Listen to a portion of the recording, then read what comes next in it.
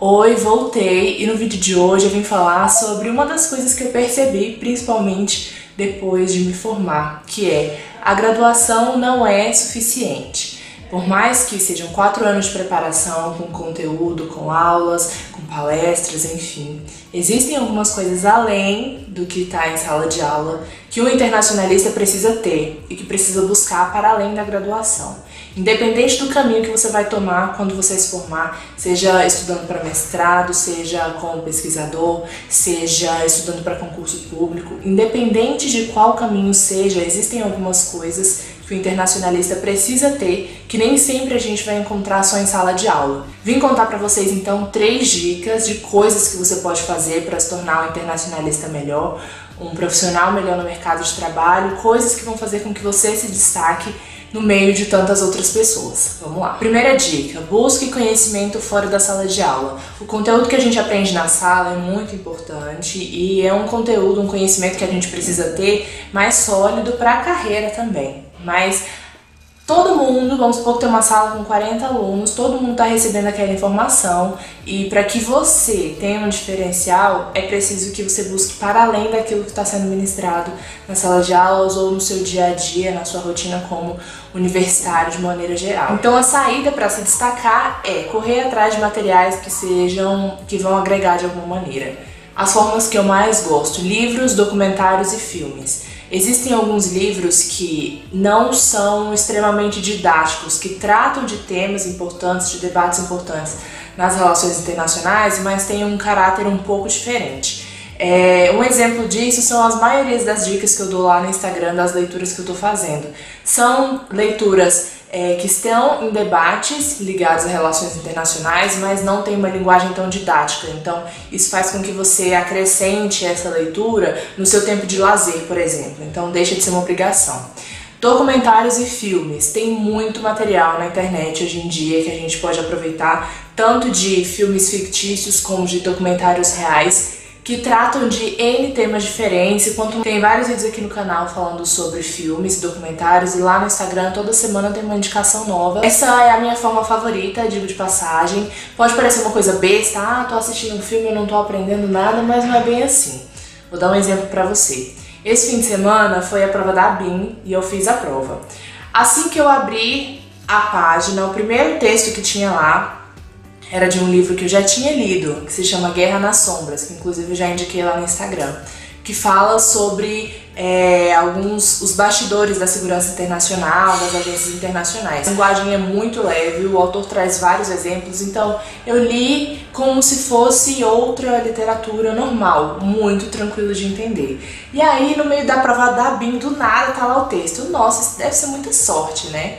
Tudo bem, chegou então o segundo texto, que era na parte de português ainda, e tava lá embaixo falando sobre o Alan Turing. Eu nunca tinha ouvido falar desse nome até assistir o filme O Jogo da Imitação, que fala sobre o Enigma, que é a máquina que ele cria para poder desvendar os códigos e as mensagens dos alemães durante a Segunda Guerra Mundial. Se eu não tivesse assistido aquele filme, eu não ia entender o que estava na questão. Então, parece coisa muito banal, parece coisa muito irrisória, um filme ou um livro que não seja estritamente teórico, mas traz conhecimento do mesmo jeito. Mesmo que seja o pontapé inicial para você entrar em um debate mais aprofundado, é um pontapé inicial. Segunda dica: se envolva em atividades extracurriculares. Seja grupo de pesquisa, organização de eventos que vão ocorrer na sua faculdade, participe de simulações.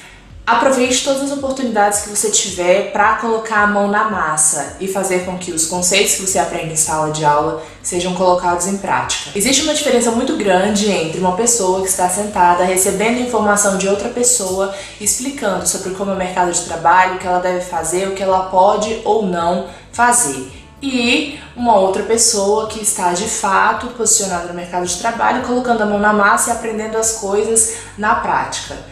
Essas duas situações, eu acho que elas refletem bem o porquê que a gente precisa dessas atividades extracurriculares para aprender mesmo como as coisas funcionam de verdade. Então é preciso ter em foco algumas habilidades que não são ensinadas em sala de aula, mas que a gente precisa aprender. Por exemplo, assumir responsabilidades por um trabalho de fato e ver como que o que você está elaborando vai surtir em um projeto que você esteja inserido, seja também no estágio. E toda essa preparação, se você fizer ainda durante o processo da graduação, vai te tornar um profissional cada vez mais preparado para quando a graduação de fato terminar. Coisas como aprender a se portar durante uma reunião, aprender a construir o que você quer falar e ver a maneira certa de colocar essas informações, a hora certa, como cumprimentar pessoas que talvez venham de culturas muito diferentes, que tenham maneiras diferentes de se posicionar. Toda essa relação, todo esse contexto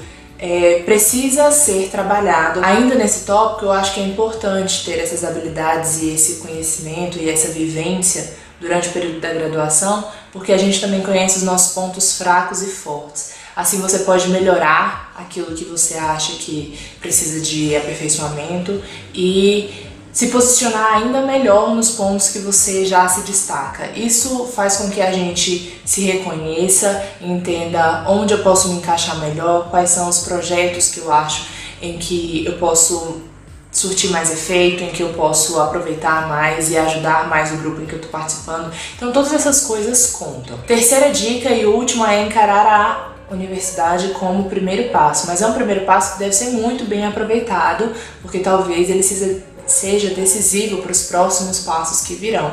Aproveite mesmo todas as oportunidades. Digo isso porque me arrependo de muitas coisas que eu deveria ter feito, mas eu só percebi quando já não dava mais tempo. Inclusive já gravei vídeo sobre isso aqui no canal. Então eu sei que é difícil, eu sei que é complicado, é corrido, mas vê os tempos que você tem livre, vê as atividades que você pode talvez se encaixar, um grupo de pesquisa, um grupo de simulação, enfim, um estágio, atividades que façam com que você desenvolva todos os outros tópicos que eu já falei durante esse vídeo. A verdade é que existe uma vida fora da graduação e ela não é tão certinha quanto os horários de aula que a gente tem que cumprir todos os dias indo para a universidade. Então, quanto mais a gente puder sentir dessa vida real ainda durante o curso, melhor vai ser e menor vai ser o impacto quando a gente chegar de fato no fim da graduação. Essas foram as dicas de hoje, espero que vocês tenham gostado do vídeo, que coloquem a mão na massa aí e que muitos resultados estejam por vir para nós. Se inscreve no canal para ficar por dentro dos próximos vídeos e segue nas redes sociais que eu sempre posto as novidades por lá primeiro. Semana que vem a gente tá aqui de volta, então um grande beijo e até lá. Tchau!